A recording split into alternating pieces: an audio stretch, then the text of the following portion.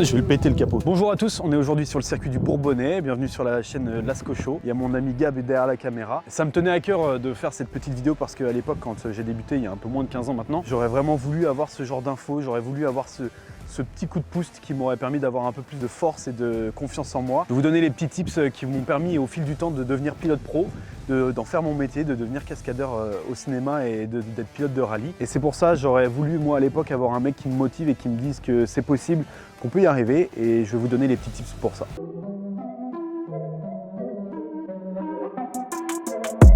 Here we go, at the top of the class on a roll, and it's time to run it up, yeah you know, maxed out, put the... Et ça roule. Faut que tu te présentes. Non, bah vas-y, on s'en fout. On dit pas qui t'es Gab, c'est mon gars sûr, et faut que tu t'attaches. Salut, moi c'est Gab, je suis photographe, un peu vidéaste. Et aujourd'hui, je vais jouer le rôle du parfait amateur qui va pour la première fois sur circuit. En plus, c'est complètement la vérité, donc c'est parfait. Et Laurent sera l'instructeur, ce qui est aussi cool parce que c'est ton taf. C'est mon job, ouais. Du coup, on fait quoi? Du coup, on va aller chauffer la voiture. Petit tour de chauffe. Parce que pour le coup, je la connais pas du tout la voiture non plus. Je vais aller me présenter le circuit. En fait, surtout, je vais vous donner les petits tips comme je vous ai dit, parce que quand on débute sur circuit, on peut regarder aujourd'hui des vidéos YouTube qui sont très bien. Sincèrement, j'en ai checké quelques-unes, mais j'ai vite bâclé le truc parce que je me suis rendu compte qu'il manquait les éléments fondamentaux. En fait, les gens ne parlent jamais de plaisir. Déjà, amusez-vous sur circuit. Tant que tu t'amuses pas, en fait, tu progresseras pas. Oubliez pas de kiffer, vous mettez pas de pression. Ça sert à rien d'avoir le plus beau casque, ça sert à rien d'avoir la plus belle caisse, la plus préparée, de passer son temps à régler les voitures. Je les vois, les mecs, ils passent leur temps, ils font 2 tours, ils rentrent, ils règlent un truc, ils reroulent 3 tours, ils règlent un truc. Les gars, il n'y a pas d'excuse. En fait, le seul moyen d'apprendre, c'est de rouler. Que ta voiture, elle ait plus de frein, qu'il n'y ait plus de pneus, qu'il n'y ait plus rien du tout, tu peux continuer à apprendre. Et je vois des types qui se retrouvent avec des petites voitures qui les exploitent à 101%, c'est parfait, c'est super bien. Et puis après, je vois des mecs, je les vois une fois sur un circuit avec une petite caisse et je les vois, ils rachètent une caisse plus grosse alors qu'ils n'ont même pas exploité la petite caisse juste avant. Il y a des bases à reprendre et voilà, on va les reprendre quoi, ensemble. Donc je te montre un peu, ça c'est agréable ça. C'est parfait, le son. Et en plus, j'arrive pas à l'éteindre. Comment on éteint cette merde? Dites-nous en commentaire comment éteindre Le bordel de... Comment on fait? Mais non, on a commencé le truc, ça... Bah... Et ils sont sérieux là?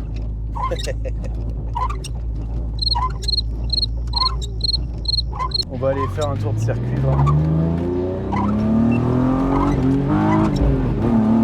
Ah bah voilà! Donc toi, là, on est sur un circuit que tu connais, c'est ça? Un petit peu, ouais. On va faire un tour tranquille, ils sont le chaud de ouf. On ira mettre les casques après. Mais en gros, les trucs, c'est déjà la position de conduite. Je vais rien vous imposer parce que... Enfin, je vais rien t'imposer. Parce que clairement, chacun roule un peu comme il veut et se sentir à l'aise d'une manière différente. Mais il y a quand même un maître mot, c'est d'être proche des commandes. Parce que plus tu es proche, plus tu pourras anticiper et moins tu vas fatiguer. Ouais. Donc tu vois, j'ai pas la même position dans ma voiture de tous les jours. Là, je suis très proche du volant et je suis capable de tourner à gauche comme à droite, sans déplacer les mains du volant. Ensuite, toujours être bien calé sur le cale-pied, le pied gauche. Il y en a beaucoup qui vont avoir le pied gauche constamment au-dessus de l'embrayage. C'est une connerie. Il faut vraiment que le pied gauche soit toujours sur le cale-pied et c'est lui qui va me maintenir au fond du siège. Si j'ai pas ça, en fait, naturellement, je vais avoir des mouvements de corps qui vont être parasites et je vais perdre en précision. Ensuite, il y a un maître mot, c'est le regard. Il faut absolument que vous regardiez le plus loin possible. Le corps humain, il n'a pas été adapté à des vitesses élevées, donc il faut simplement regarder le plus loin possible. Et regarder le plus loin possible, ça ne veut pas dire être abruti comme ça et regarder juste loin. Il faut vraiment anticiper et en fait, je dis qu'il faut balayer du regard. C'est-à-dire que je suis tout le temps en train de regarder le plus loin possible et essayer de choper les petites infos. La position de conduite, le pied gauche sur le cale-pied, les 2 mains sur le volant, 9h15, quand on commence à déplacer les mains sur le volant. Il y a des techniques, etc. On y viendra sur une autre vidéo sur le drift, mais clairement les mains 9h15 c'est le plus efficace. Aujourd'hui en rallye avec des voitures qui se retrouvent par les portes en marche arrière pour rentrer dans certains virages, et les gars ils ont toujours les mains 9h15 et ils font que ça. Alors évidemment ils ont des crémaillères à démultiplier, ils ont des autos qui tournent ultra rapidement, mais le principe est le même. Un circuit où tu prends combien de kilomètres heure là? Aucune idée. Alors sincèrement moi ici j'ai roulé que en drift, donc j'ai jamais fait de grip. Là la voiture clairement elle est plus adaptée pour le drift, mais voilà pour le coup. Parce que voilà, on est dans une M3 préparée. Voilà. Et c'est une caisse qui est hyper bien pour débuter la piste et exactement. le drift quoi. Alors c'est bien que tu parles de ça parce que clairement aussi on va toujours entendre dire il faut ci, il faut ça, il faut préparer. Les gars, moi j'ai appris avec une Kangoo. à piloter. Donc il n'y a pas d'excuse. Et puis surtout, dites-vous juste que si vous avez une petite caisse, vous pouvez aller sur circuit avec. Personne ne vous dira rien. Et ceux qui vous se moquent de votre gueule, en fait c'est des On a des circuits partout en France qui organisent des journées circuits. Pour 150 €, vous êtes sûr de garder votre permis, d'être rassasié normalement, d'en profiter un maximum. Donc à 150 €, bon bien sûr vous avez votre essence à payer, bien sûr vous allez consommer des freins et des pneumatiques. Et ensuite, moi clairement, j'incite les gens à aller rouler quand il pleut parce que finalement, je vois beaucoup de personnes qui vont dire ah non mais il pleut, je viens pas rouler. Mais c'est là où on apprend le plus. C'est vraiment quand il pleut qu'on apprend. Ce qu'on peut dire, c'est que la voiture, je la connais pas. J'ai fait un tour avec. Et d'ailleurs, ça c'est un point important. J'ai débuté grâce à des volants, c'est-à-dire que je faisais des sélections. J'en ai gagné 5 au total. Il y en a où tu es 300 au départ et le vainqueur gagne une course, gagne une saison, gagne une voiture, etc. Le plus gros volant que j'ai gagné, ça s'appelle Rally Jeune. Ça m'a permis de devenir pilote en rallye. Donc là, on était 6000 au départ. Et en fait, l'expérience, j'ai compris que l'adaptation, c'était surtout de l'observation. Et très rapidement, dès que j'arrive dans une voiture, je prends des repères de la voiture, mais aussi du circuit. Il faut pas attendre d'avoir fait 5-10 tours pour prendre ces repères. C'est dès le premier tour, tu vois les repères de 150 mètres, 100 mètres de freinage, etc. Et tu regardes loin et voilà. C'est l'ensemble de ces petits repères qui font que tu gagnes du temps. Et sur une sélection de pilotes comme Rally Jeune, où tu as des sélections très très courtes et faut que tu sois performant tout de suite, et bah c'est ça la différence avec les autres.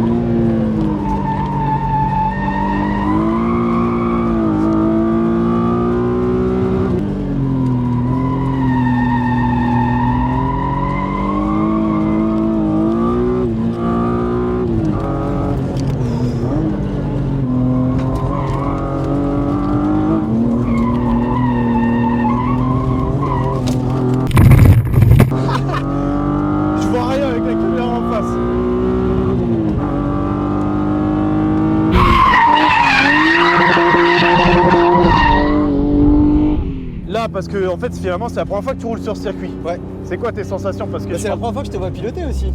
C'est vrai? Mais ouais. Mais non. Si. Ah bah ouais, c'est vrai. Bah, génial, trop bien, ouais, c'est incroyable, incroyable. Quand tu arrives en bout de ligne droite là-bas, tu vois le mur, le talus en face qui se rapproche. Oh putain. Et c'est trop bien, c'est trop bien. En fait, il y a tout en fait, il y a le bruit, les vibrations, l'odeur de l'essence, plein de trucs qu'on peut pas ressentir par la vidéo. Ils sont géniaux à vivre. Génial. Ouais, c'est bien. C'est comme ça, c'est bien. C'est bon, t'es prêt? Ouais. T'as ton casque? Allez. Je rentre à l'américaine. Par la fenêtre. Allez, fais-toi une cheville. Bon, je te préviens, j'ai fait ça toute ma vie. Ces 1000 gaffeurs là. Par contre, mec, c'est moi ou comment tu fais pour... Non, mais là, il est coincé dans la porte. Vas-y, mets un coup de... Non, mais mets un coup d'épaule dedans en même temps. Attends, je vais dehors. Oh, le fiasco.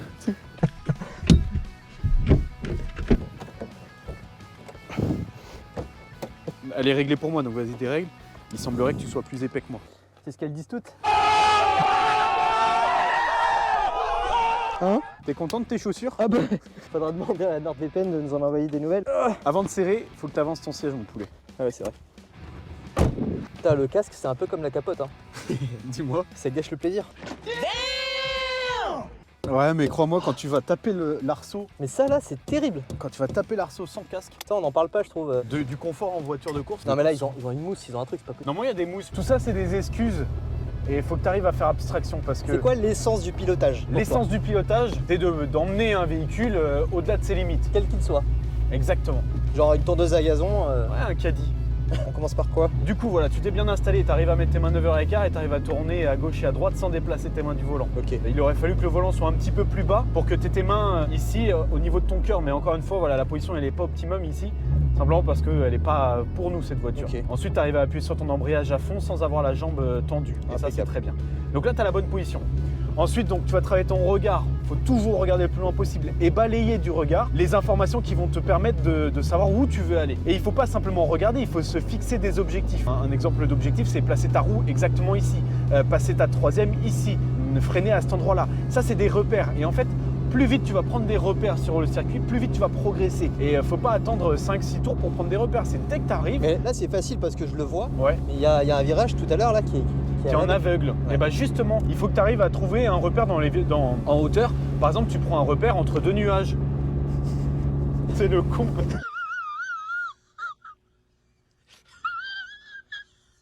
Donc là, après, il y a l'optimisation de la piste. Optimiser la position sur la piste. Il faut tout exploiter. C'est-à-dire que là, vraiment, si tu as 10 cm à aller chercher à gauche, eh ben, il faut aller chercher. Et tu vois, quand tu anticipes et que tu regardes loin, moi, clairement, bon, il y a une ligne blanche, normalement, il ne faudrait pas la couper, mais moi, clairement, j'ai envie de couper ici. Tu vas chercher ton point. Ouais, exactement. Et ça te permet de réaccélérer. L'objectif, c'est de toujours pouvoir accélérer le plus tôt possible. Il y a beaucoup de personnes qui veulent rentrer méga fort dans les virages, ils freinent méga tard. Et en fait, ils se retrouvent à l'arrêt dans le virage et ils réaccélèrent ultra tard.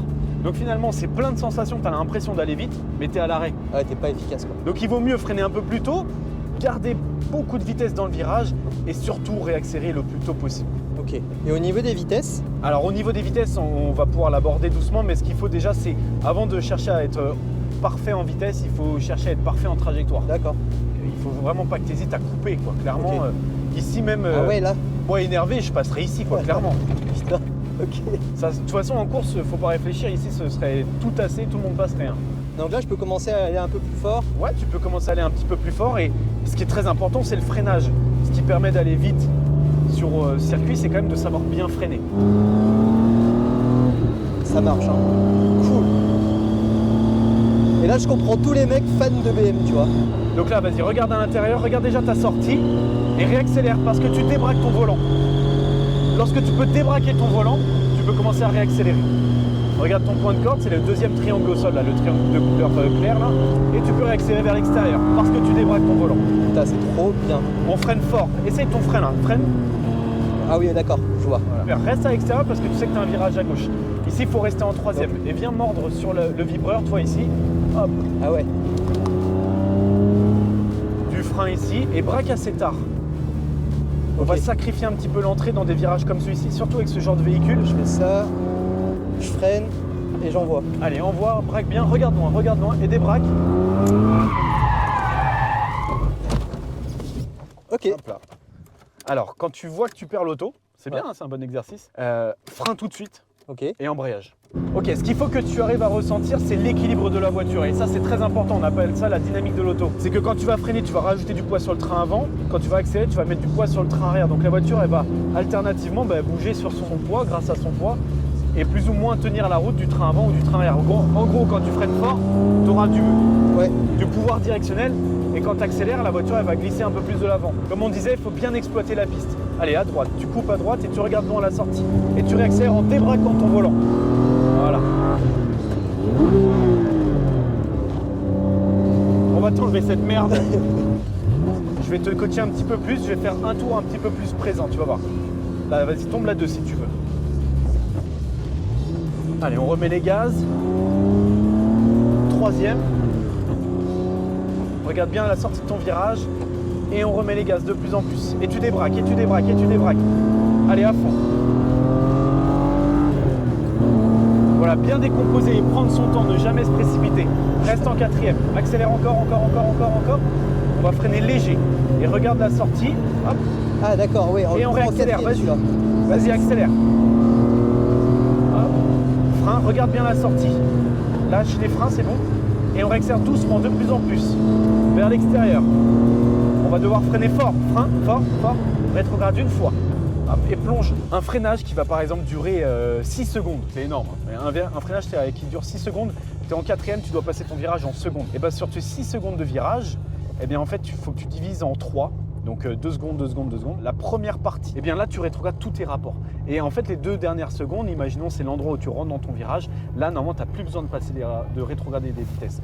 Maintenant, il y a des virages où tu n'as pas le choix. Tu es obligé de rétrograder un peu dans le virage. Donc là, à ce moment-là, c'est pour ça qu'on va commencer à travailler des techniques comme le talon pointe, pour éviter d'avoir du blocage de boîte. Mais ça, tout de suite, c'est une découverte, on n'est absolument pas capable d'aborder le sujet. Et c'est pour ça que moi d'ailleurs, sur une première session de coaching, moi je viens pas avec des acquisitions de données ou des trucs comme ça, c'est les sensations. Il faut que déjà que tu kiffes. Et on le sait, hein, tous les sports, quand tu débutes, les premières sessions, elles sont insupportables. C'est assez épuisant. Mais en fait, je suis un peu tendu, donc c'est assez épuisant. Ouais. Là, je sens que je pourrais pas rouler 2 heures, tu vois. Ouais. Mais c'est un énorme kiff et les sensations, enfin, jamais de ma vie j'ai conduit une voiture comme ça, quoi. Même quand j'étais jeune permis et que je faisais le con, je me suis jamais permis de prendre autant de risques. Ouais, c'est un kiff, tu vois. Je pense que c'est ça que tu veux transmettre, c'est le venir se faire ses premières sensations, venir découvrir le circuit, notamment celui-ci qui est super cool au final. Ouais, parce qu'en fait, pour débuter, tu vois, tu as 2-3 virages assez rapides, tu as des enchaînements très très sinueux et rapides aussi, et tu as des enchaînements plus lents. Et c'est pour ça qu'il est très adapté pour le drift. Et il est sécurisant, tu as vu, il n'y a rien qui peut venir taper la voiture ou quoi que ce soit. Voilà.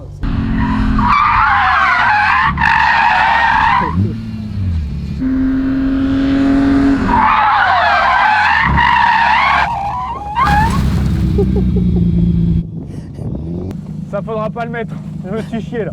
Parce que là on est bloqué mon poulet.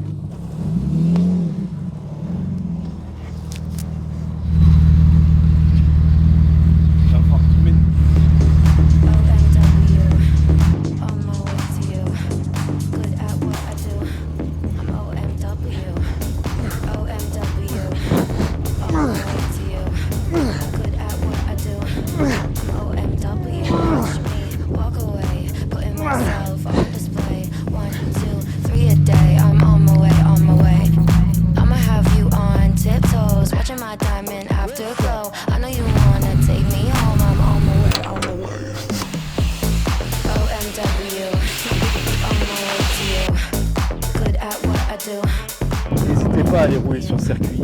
Et à nous suivre sur Instagram. Ça coûte pas si cher que ça. On va remercier le circuit du Bourbonnais qui nous accueille et qui nous laisse les clés. Et ils nous ont carrément réservé tout le circuit. C'est à Moulins. C'est à 2h30 de Paris. Il y a moyen de faire du fun ici, vraiment. Vous pouvez venir du sud de l'océan ou de la montagne dessus. C'est au milieu et c'est vraiment très bien. Merci de l'avoir regardé. Restez connectés parce qu'on a une autre qui arrive. Et posez plein de questions à Laurent en commentaire. Likez, suivez. Et achetez des M3, putain. En vrai, il a kiffé la M3, le mec il voulait acheter un 325. pièce de merde. Je sais pas. Le mec a pas compris. Ouais, ça va être fastidieux quoi.